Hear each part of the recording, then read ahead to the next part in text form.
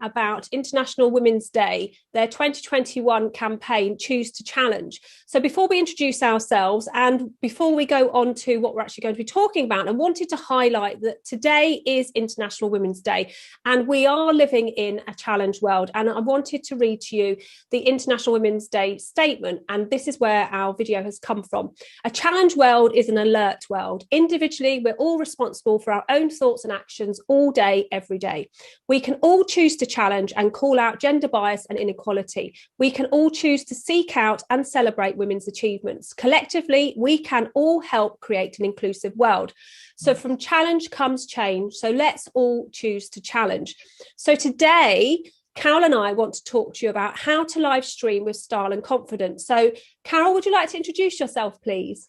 Hi, Anita. Yes, thank you. So my name's Carol Hanson and I inspire women who have a wardrobe full of clothes but nothing to wear.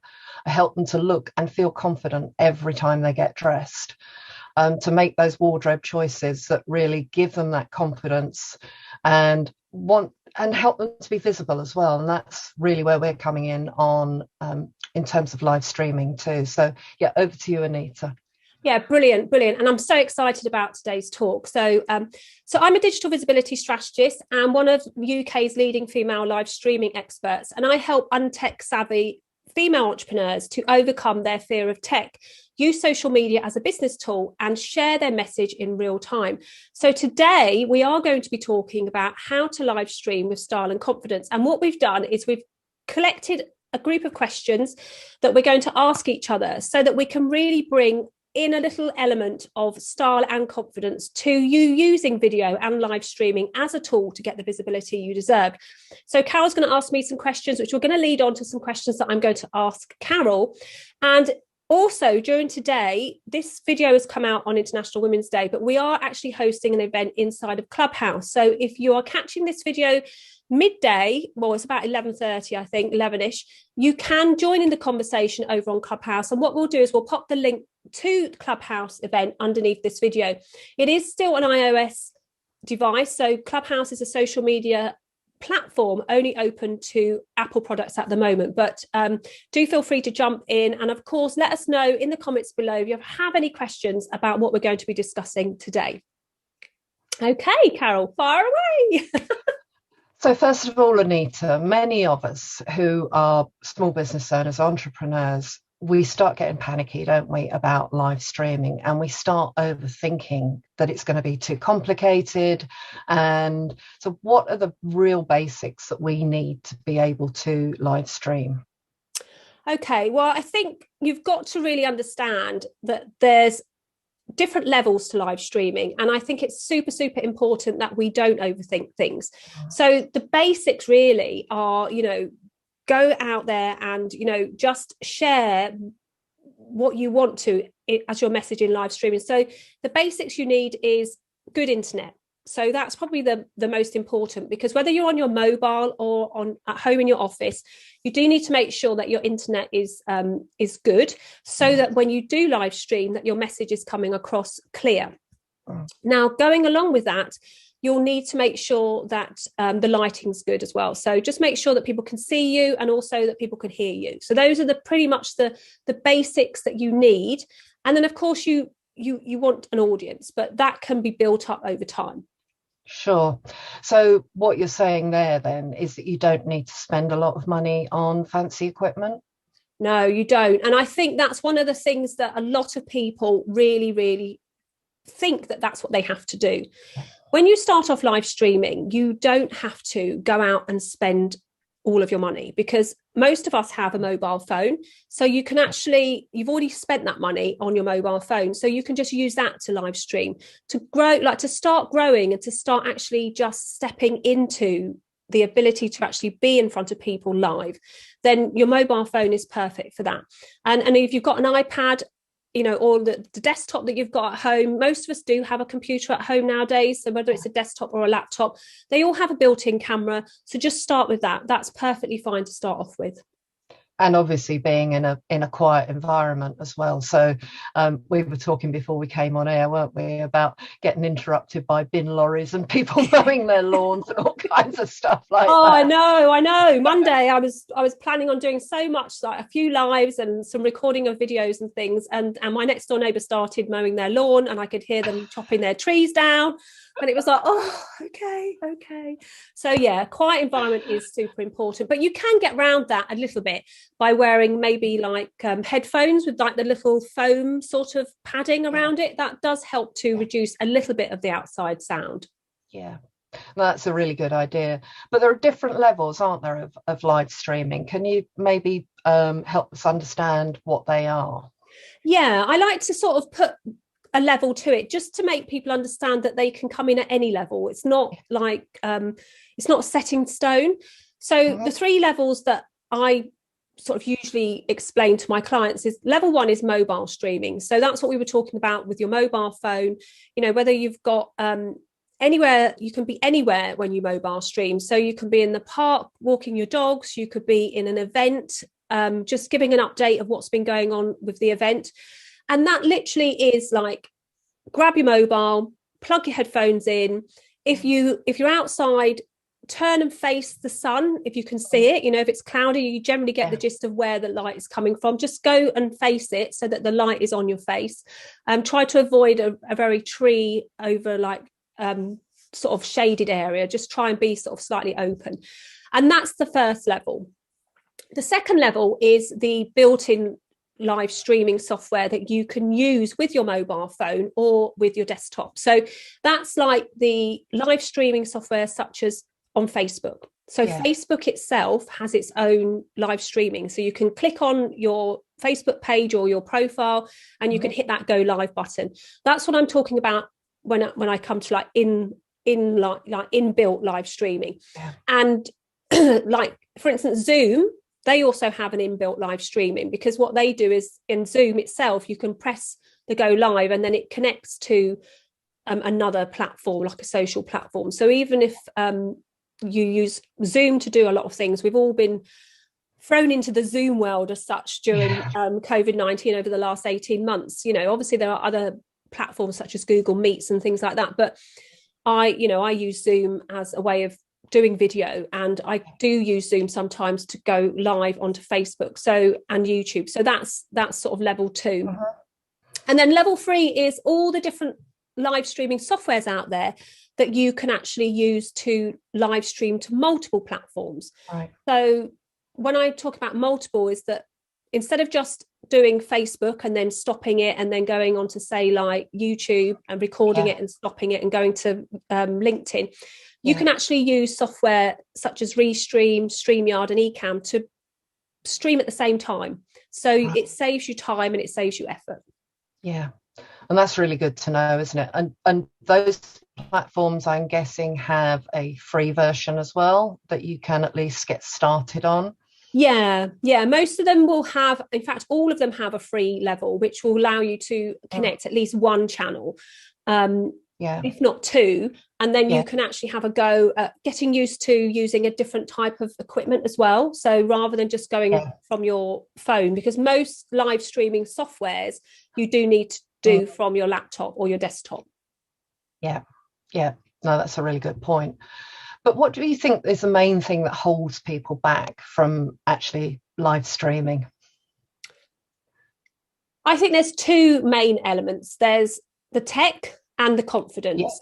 And I think they both sort of merge into each other, but they can stand on their own. So you can have some really tech savvy entrepreneurs who have a real mindset block about being in front of the camera.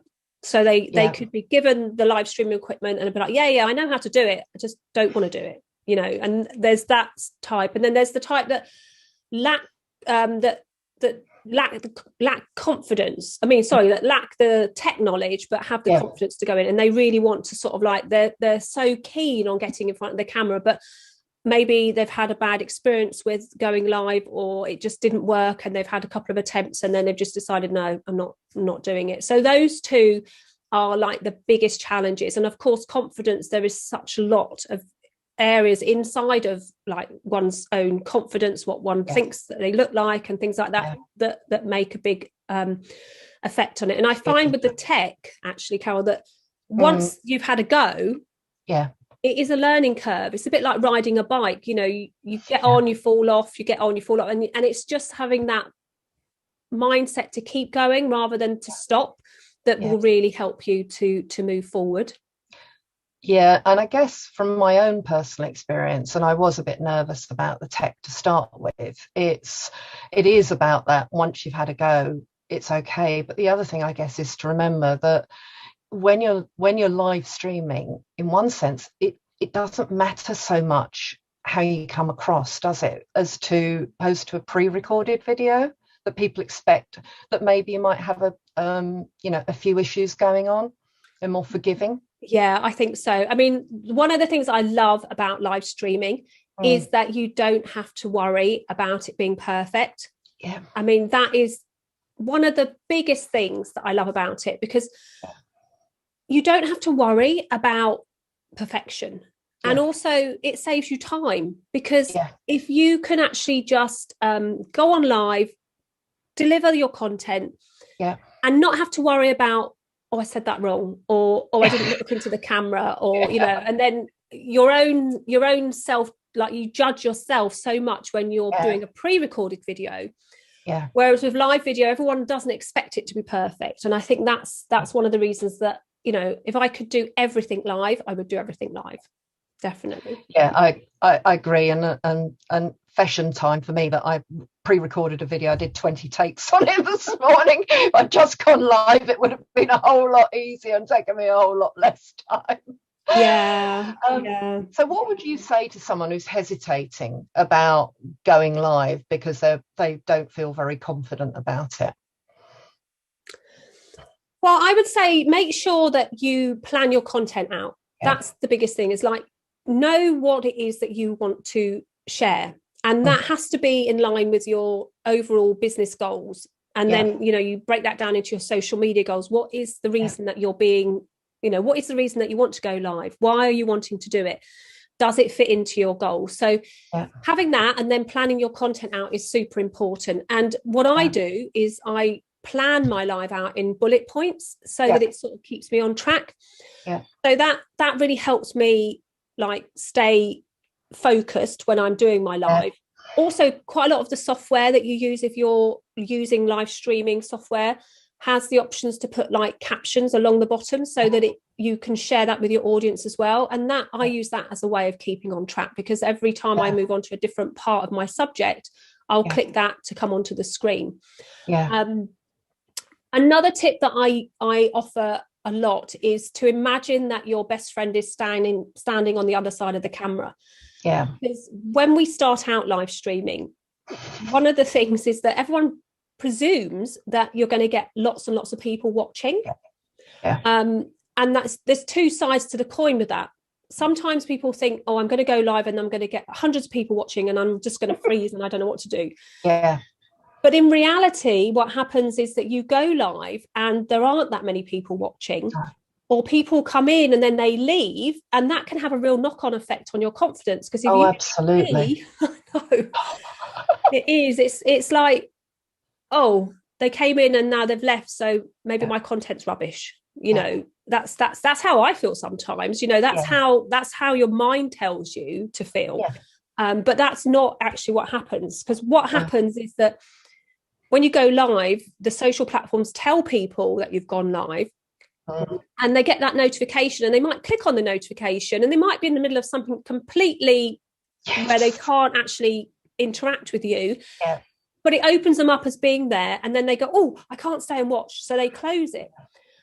So for you as the person doing the live, what happens is that you think people are leaving because they don't like your content. That's not happening at all. What they're doing is it's just not a convenient time for them to watch it. So what you need to do really is remember that when you are live, that a high percentage of people who watch your live will watch it on the replay. And, you know, so don't be afraid to say to them, you know, if you're watching this on the replay, you know, catch me later. So going back to your question, imagine that someone's on the other side of the camera that you know, so that you're talking to them. And also, if you do that, then your eyes are on the camera and you're not looking at yourself on the screen. Because if you talk to beyond your camera, then it means that, you know, you just imagine that your best friend's there, or your mum or your brother, you know, somebody that you know that you can have a bit of a laugh with, and that helps you relax and just sort of like go through the paces. Yeah. Sometimes I find that putting a photograph up actually behind the camera can work as well. Yeah, perfect. But yes, it is important to remember. I absolutely agree with you, because it puts me off sometimes when you see someone jump in and then they disappear and you think, oh, it's something I've said or haven't said.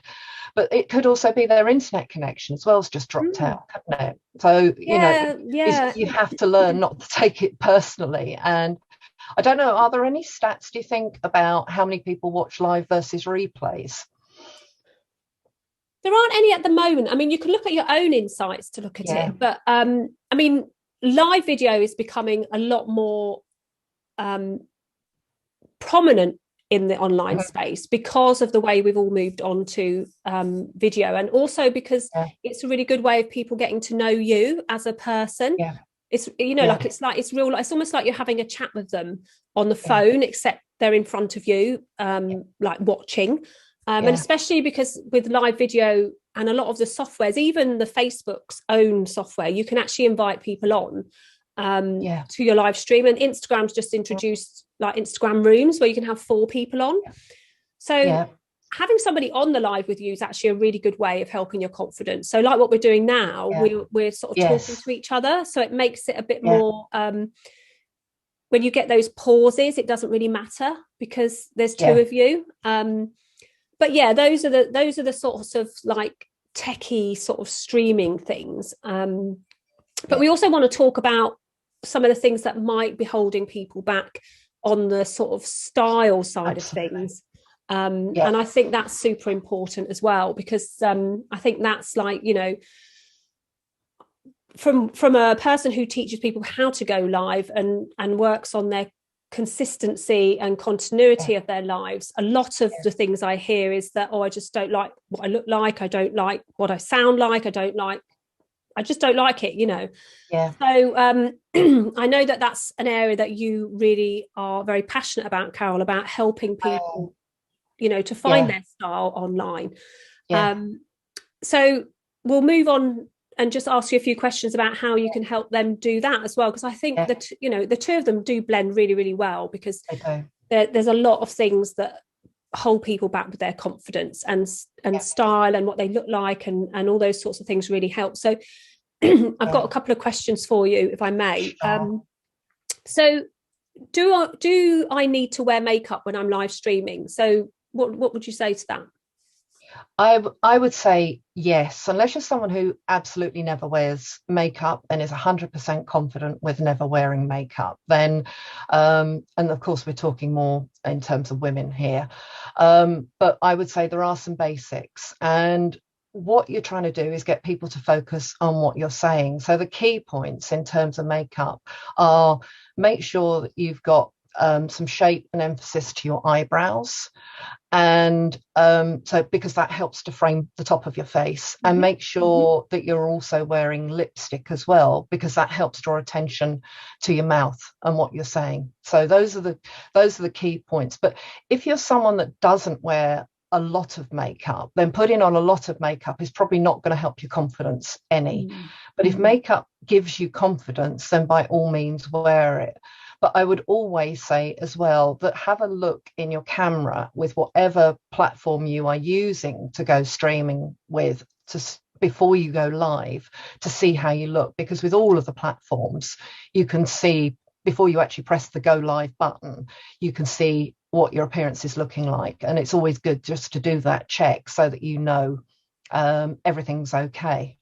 Yeah, definitely, because there's I know you I've got a question about that a bit later, actually, where we were talking about different what you look like on different platforms. I think that's, you know, that's the different platforms that you stream to can really make you look different. So I'm going to jump to that now, since we're talking about that, and then we'll go back to a couple of questions that people have asked me before. So I've noticed even myself that when I use a different platform to live stream on, some of them make me look really nice. Some of them make me look a little bit less how I would like to look online. So how have you found that when you're helping people? How do you get around that? Well, Zoom is the most flattering platform of the lot, and I prefer, if I can, to stream through Zoom, because it is a great way, because there are filters and stuff that you can do on Zoom that even without being able to put the backgrounds on and full filters on, you can just make your whole appearance seem a little bit softer. I mean, what I'm using today is, I have got a filter on Zoom, but I'm also using Snap Camera as well, which is blurred out my background, and that is a desktop application. It's not a mobile application, and it's effectively puts a different lens over your camera, electronic or virtually, that gives a different effect. Yes, some of the platforms, if you go direct into Facebook, for example, and use their live producer, that can be quite harsh. It's quite a harsh camera. And so again, what I would always do is you can go and select which camera you use when you're in the live producer in Facebook. And I would therefore recommend, again, that you could put on the Snap Camera with that and choose a lens. And again, you need to spend a little bit of time beforehand. Don't try and do this in 5 minutes before you're going live, but do it in advance and check out what that effect is going to look like as well. Because some of the filters can also have an effect where you will disappear into the background and stuff like that. So you do need to test them out to start with. So again, it's all about checking it and testing it. It's so important to prepare before you actually go live on camera, to give you confidence and maximum chance to feel good about yourself, because it is so easy to start freezing up, because you are looking at that image of yourself as well. Even if you're looking in the camera, you're still conscious of seeing your face and how it looks. So that would be my advice. Play with whatever you're going to use to start with, and make sure that you're happy about the way the camera is working. I mean, that brings me on to, like, going back to the tech thing about being prepared and making sure that everything is in place, because like you say, depending on where you're going to be going live, certain things change, and your lighting, you can get lighting that changes the tone, so you can make it more orange, or you can make it more white, and depending on what the camera is showing you in front of you, you can actually adapt it. So it's always worth, when you do decide, actually, yes, live streaming is going to be part of my marketing strategy, that you do invest in a really good light, and we're going to go over that as well in a second as well. But it is super important. And it's funny you say about the Snap Camera, because I don't use it for my background, but I use it to bring a different element into my live show. So I've been showing people how to use Snap Camera, and the other day they were saying, okay, be a donkey, or be this and be that. So I was putting all sorts of different things on, and but it was just that's the beauty of live streaming, because it's a platform where you can have fun. So I delivered my talk, and actually we went on to the fact that you could talk about different cameras that you can use, and we were talking about Snap cameras. So we had a whole session on, like, look like Shrek, and do this and do that. So it was quite funny. So but Snap camera and the blur. I did see your post on that. I did see your post on that of looking like a donkey, and I thought, what is she up to now? It's really funny. It's funny. Okay, so some of my clients wear statement jewelry. So does that have an effect on their presentation, do you think? It will have an effect on the presentation, their live streaming, but it will also have an effect on how they come across on camera. And I've got a couple of examples to show you. What I always recommend is that you go for something like I'm wearing here, which are pearls, which do not really reflect the light. Because the problem is, if you're using, as you've suggested, using a ring light, or even if you're facing natural light, and of course we're starting to come into summer, so that it's going to be brighter sunlight, hopefully. Fingers crossed. Absolutely. But it's a harsher light. So if you're wearing something like this, which is my favorite necklace, you're going to look lit up like a Christmas tree. And the problem with that is people are going to be totally distracted with what you're saying, and they're going to focus on the necklace and they're going to ignore what you're saying. So really something like that doesn't work. Equally, something that's too big and too reflective isn't going to work either, because again, it's just simply distracting. So I'd always go for something that isn't too reflective, isn't too big, but does create a point of interest. And equally, if you're going to wear a scarf, as I've got on today, not to have it sort of tucked up around your neck, because you're only seeing part of your body, unless you're doing you're doing full size in the video, makes you look kind of a bit disproportionate. But having something loose around your neck, again, creates some frame and draws attention upwards as well. Really so I'd always caution that. And again, you need to check it in the camera before you even think about going live. And one other point I'd add is with earrings, don't wear dangly earrings, because again, we all start moving our heads around a bit when we're on screen. Yeah, we do. It's just natural. Yeah, we do. And our hands. Yeah, exactly. And all of that can be really distracting. So keep your earrings small, or don't wear them at all, would be my advice on that one. So talking of obviously about what you're wearing, because like you said, most of us do what's called as talking head videos, which is what we're doing at the moment. You can only see, from sort of our chest upwards. So that's like the talking head. Some people make a mistake of being a lot lower, and then, they don't take up the screen. But what happens if you're wearing like a silky blouse or a top when you're streaming? Does that have an effect on the materials that you use? Yeah, really glad you asked that, because yes, absolutely, you shouldn't wear something that has got an element of reflection in it. If it's silky, again, if you're using a ring light, or even if you're facing strong natural sunlight, it's not so bad if you're outdoors, because there's more context with it. But if you are indoors, then again, you will get some reflection taking place on that, and it's not a good look. So I would always suggest that when in doubt, go for more natural fabrics as well. And that, I guess, brings us into the next point, which is about patterns too. And I would always be cautious about wearing patterns on screen.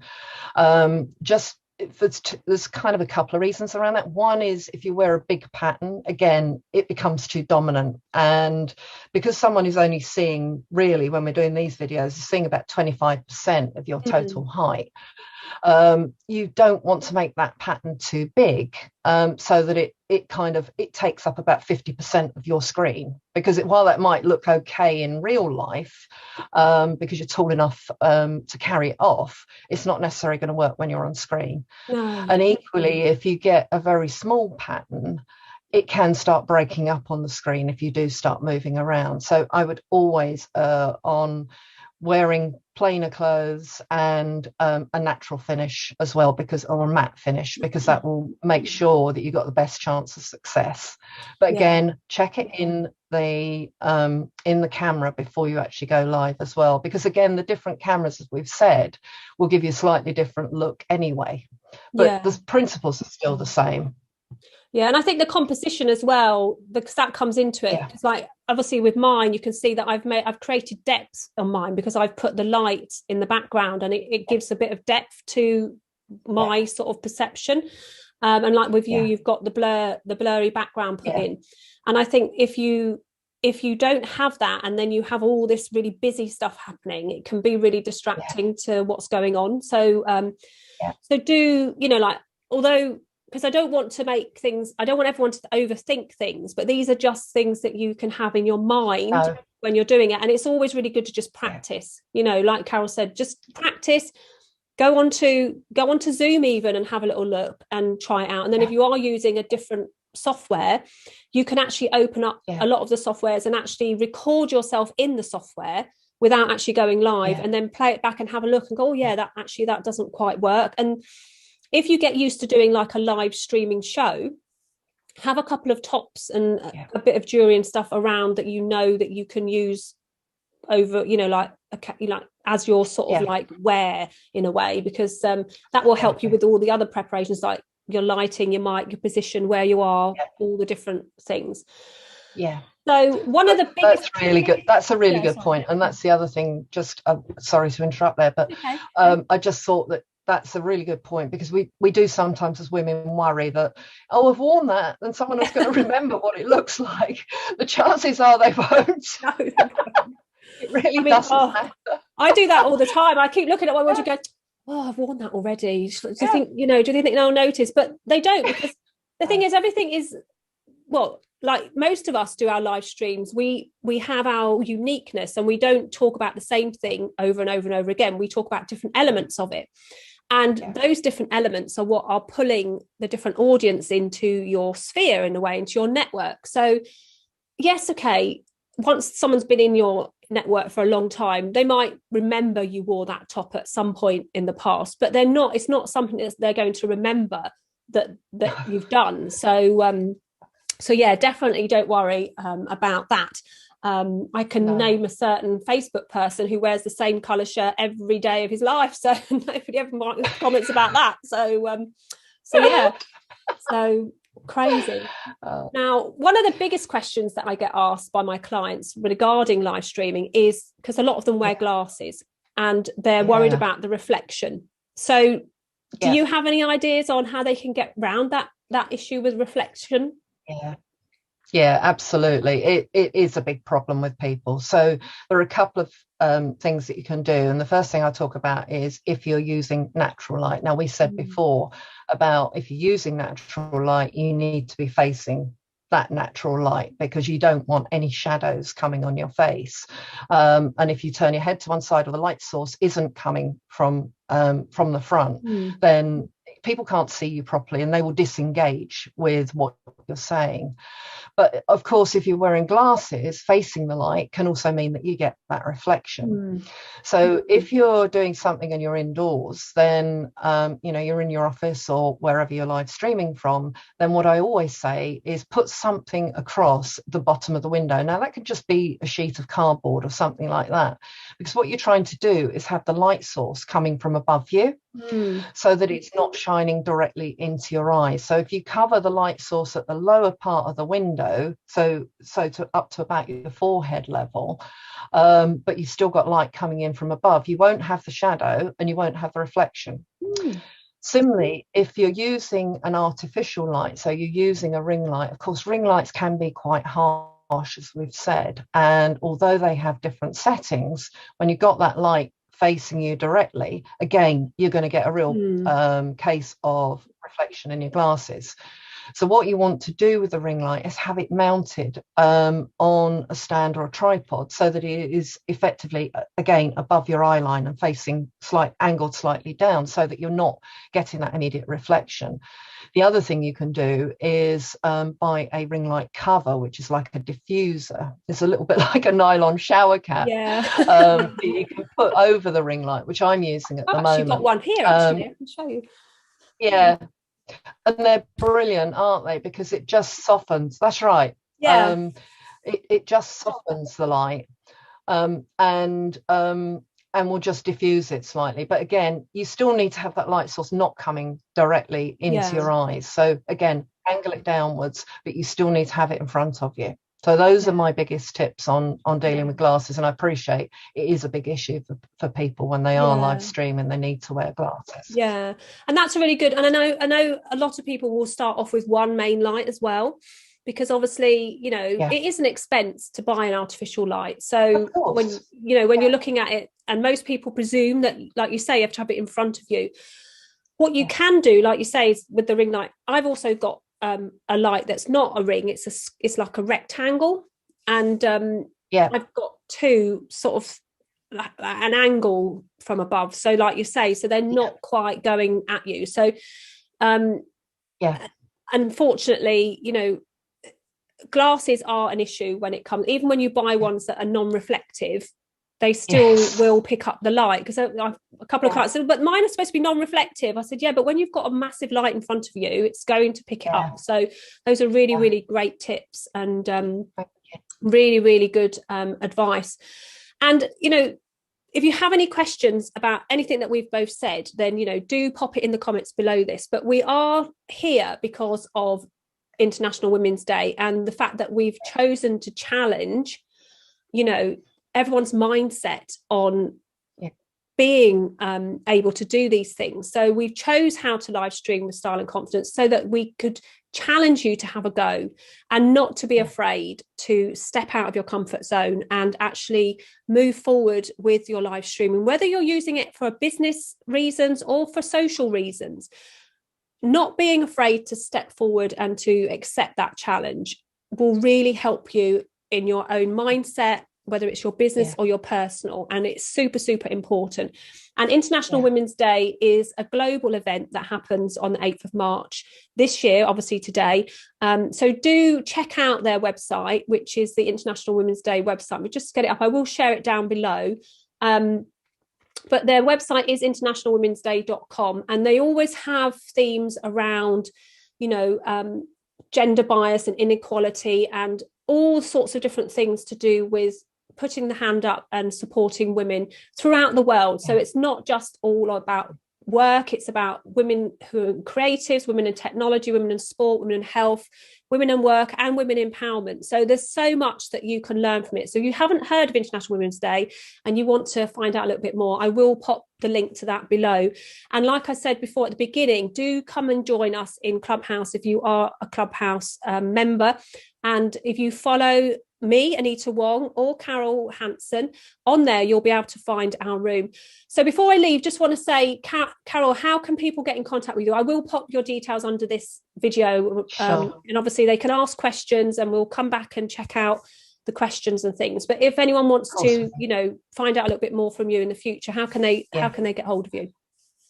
Probably the best thing is go over to my website, which is carolahanson.com. You can email me, carol@carolahanson.com. And I am on all the social media platforms as well. So LinkedIn, Facebook, and Instagram are my primary platforms. So you can find me on there too. And we'll pop as Anita says, we'll pop the links in below the video too. Yeah, brilliant. And if you want, we'd love to see your videos. We really would, and your live stream videos. Yeah, that's right. So come in here and tell us, like, if you do a live stream after you've watched this video and you want us to have a little look at it, just drop it underneath. So to get the link from your live stream, you just have to click the share button. If it's a public video, then we'll be able to look at it. So do come back to the video and share it with us, because we'd love to know that we've actually helped you to step out of your comfort zone and actually, you know, do something different. And if anyone wants to find out how to contact me or to work with me, then you can go through my YouTube channel, which is where this is being aired, or you can contact me on my website, which is anitawong.co.uk. And like Carol said, I'm on most of the social platforms, but you can reach out to me on LinkedIn if you want to, and just type in Anita Wong and I should pop up. Okay, so thank you so much, Carol, for joining me today for this live. And I can't wait to see many of you if you join us in the Clubhouse to carry on the discussion. Otherwise, we will see you very, very soon. All right, take care and bye for now.